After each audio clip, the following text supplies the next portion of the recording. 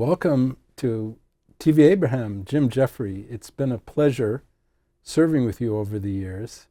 And I get a chance to ask you a full range of things because you've been Deputy National Security Advisor, been ambassador in places all over Europe as well as the Middle East. And so let's talk about Syria. You know a bit about Syria, having been the senior representative to Syria under Trump 1. How do you see this new ruler, Ahmed al-Shara? How would you describe him? The Middle East is in as important a transition point as I have seen in my life, comparable only to post-Yom Kippur War in 73 and post-Kuwait liberation in 91. What I mean is the major threat to the region over the past 20 years, Iran's all-of-government efforts to control the Arab Middle East, mainly through proxies in countries such as Iraq, Syria, Lebanon, Yemen, and the quasi-country of Gaza, has been dealt, if not a fatal, a dramatic blow in a almost 18-month campaign led by Israel, supported, sometimes reluctantly, sometimes more enthusiastically, by the Biden administration and various other regional and other actors. This is an extraordinary opportunity. But the center of gravity for the whole thing is Syria. Why do I say that?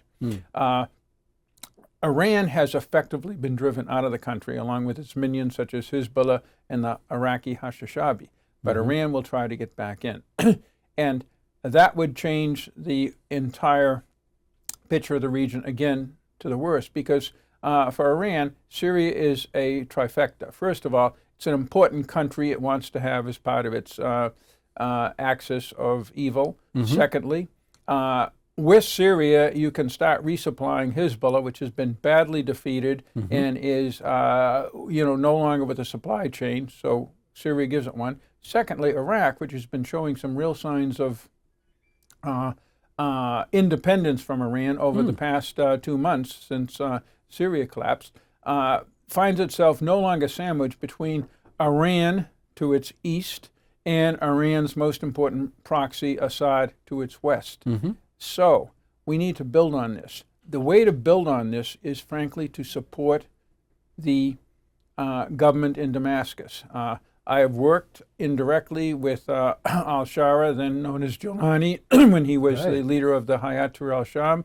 Is this guy a Democrat? No, he's an Islamist. Is he going to be the savior of Syria? I don't know. What I do know is who's the alternative.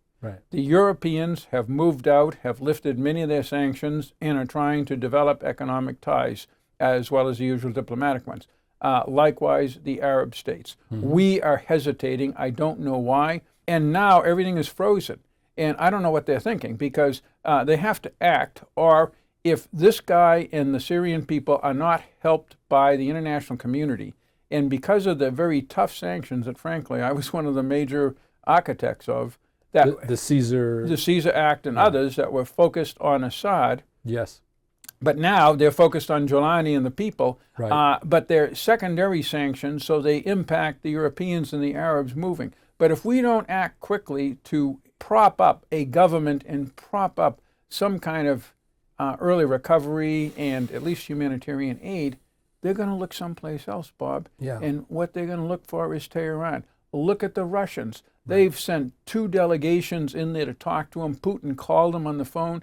They don't care that they were enemies yesterday. And if we don't act on Syria, we're just shooting ourselves in the foot. How does Turkey exercise control or not over this guy? Turkey never had control over this guy, but they have a relationship with al-Shara, and they're trying to develop it. And they're certainly the biggest winner so far out of Syria, other than Israel and the whole region for getting rid of the Iranians. But secondly, they have the most influence over these guys. The Druze will claim that a lot of people disappeared during his time. There was massacres, treating the Druze minority in Syria very badly. So they're very worried about him. And of course, they have a lot of compatriots inside Israel. What do you tell them? This is a tough one. First of all, I know of a lot of incidents where in Idlib, minority groups certainly were oppressed. There were killings, people disappeared. That we did not see a lot of that after 2018, and one reason was we were monitoring as best we could because we were signing a waiver, getting the secretary to sign a waiver, so we didn't want to see a lot of that.